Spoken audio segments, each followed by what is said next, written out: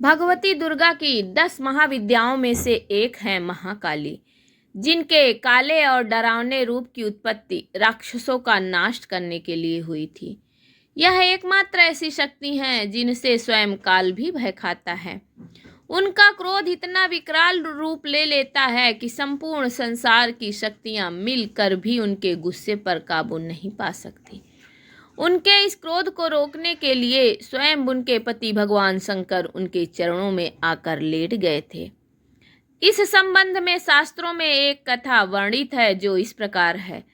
दैत्य रक्तबीज ने कठोर तप के बल पर वर पाया था कि अगर उसके खून की एक बूंद भी धरती पर गिरेगी तो उससे अनेक दैत्य पैदा हो जाएंगे।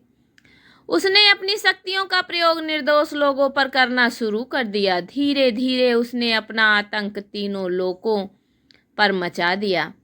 देवताओं ने उसे युद्ध के लिए ललकारा।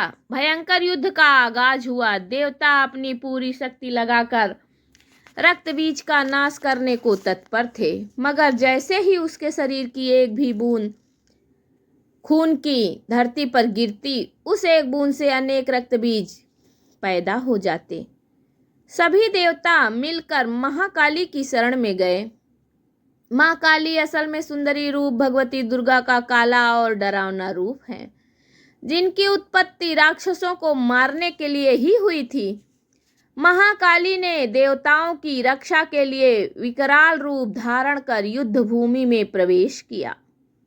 माँ काली की प्रतिमा देखें तो देखा जा सकता है कि वह विकराल माँ है, जिसके हाथ में खप्पर है, लहू टपकता है तो गले में खोपड़ियों की माला है, मगर माँ की आंखें और हृदय से अपने भक्तों के लिए प्रेम की गंगा बहती है।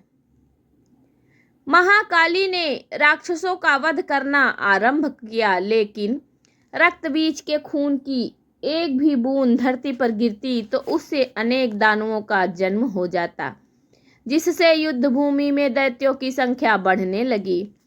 तब माँ ने अपनी जिह्वा का विस्तार किया। दानवों का एक बूंद खून धरती पर गिरने की बजाय उनकी जिह्वा पर गिरने लगा। वह लाशों के ढेर लगाती गईं और उनका खून पीने लगी।